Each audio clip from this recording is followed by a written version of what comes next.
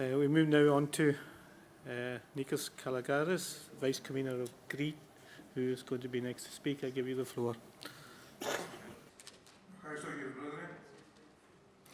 Yes, thank you, Chairman. And good afternoon to everyone. I'm the Vice Governor of the island of Crete. I'm responsible for urban planning that doesn't necessarily just entail energy. But first of all, I wanted to say that this question of energy is of the utmost importance, and that's indeed why we're here today. Urban planning does, of course, have its energy facet. So my comments about Crete would mention that, first of all, we are the biggest island in Greece. We're the fifth biggest island in the Mediterranean. 600,000 is our population throughout the year, and we have 13 million tourists that we receive every year. Our economy is largely based upon the activities in the tertiary sector. But we also have first sector activities as well. Now, when it comes to Crete, we have developed a plan, an action plan for the implementation for sustainable development, and energy policy is a part of that for the islands. Now, we're in the very eastern part of the Mediterranean. We've had a number of different investigations which have been conducted in our area because it seems that everything would indicate that there are oil reserves, particularly in our area, which means that we would have an energy source there. Working with Cyprus and Israel, this would be an area that could be developed. Now, this fact, linked to our geographical location, is useful, but we also get a lot of sun, more sun practically than anyone in Europe, which means that we have a good possibility for solar. We also have a good possibility for wind energy. So we're actually in a pretty fortunate situation when it comes to renewables as well.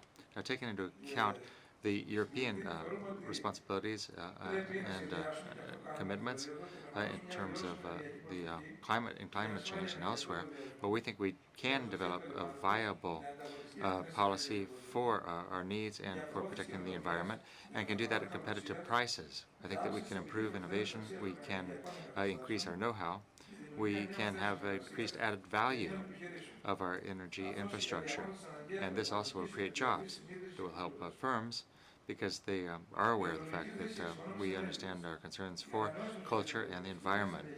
And when it comes to saving energy and using more renewables, well, that will place us in a position where we will have a competitive advantage.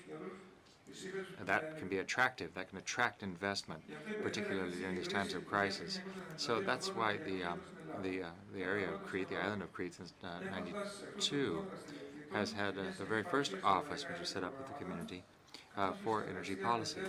And we have a series of ongoing projects at the European level, which are active in all EU states. So we think that energy and renewable energy in particular is very, very important. Another is interconnectivity with us to mainland Greece. Slowly but surely we do want to achieve autonomy. At present we are not connected, but with the energy map in our area changing quite quickly, much is likely to change. And in our region of Crete, Mr. Natokis has recently signed in May of 2010 a Pact for the Islands. And here, the Pact of Islands also has had the input of the Parliament recently for the continuation of the Isle Pact arrangements beyond 2012. Crete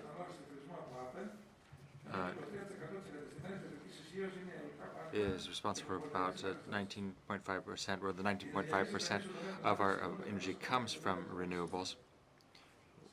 We have solar and wind industry largely, and this reflects 230 million euros of investment. We're in the IPACT. We have our plans moving forward, trying to reduce our CO2s by 20%, in keeping with 2020. And we are also trying to replace much of our energy, again, using renewables. This has been policy decided by the officials in Crete and in place now for some time. We've been working also with training efforts. We've been trying to develop other technologies. We've got plans with actual numbers, with targets aimed at generating energy. for also the energy used for heating and for transport. And these are bankable projects. That's very important for us. Now, this is what I would have to say about renewables, but when it comes to energy conservation with better use of tools and better use of financial instruments, well, all of these different investments are being made with a great concern to respect the environment. And now we also take stock and really look at the upside and the externalities. Now, we've looked at organizing exchanges of views with stakeholders, with local authorities, NGOs, chambers of commerce, and citizens. And we have presented also worked rather with the Polytechnic University in Crete. And we've got a well-known professor who's been involved in that efforts. We've developed urban planning program.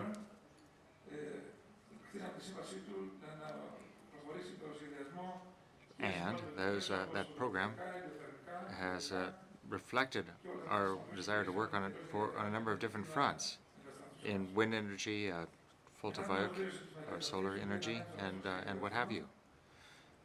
Now, a feasibility study will be completed, with the results then being passed along to the island's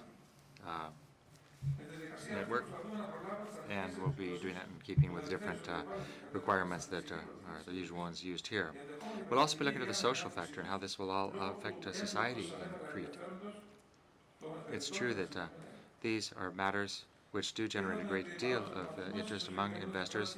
We've seen that, well, Mr. Spinetti did mention this in the context of the Aegean area. We also do have difficulties due to the size of our island, which are a bit unique. And we've also been receiving help, though, from the CPMR and the Isle Pact and Isle Net authorities. We're trying to move forward with a number of different projects. Innovation, we're changing our energy supply network, and we're trying to extend this to fully 13 different municipalities at present. Now, ladies and gentlemen, Crete will take back home the conclusions of these discussions within the context of the Covenant of Mayors, and with the different possibilities that we can find for financing. And we will move forward with the programs in Crete, for we are convinced that this is a unique opportunity, not just to do something in the area of energy, but also to create a more sustainable and fair society. So I thank you very much for your attention.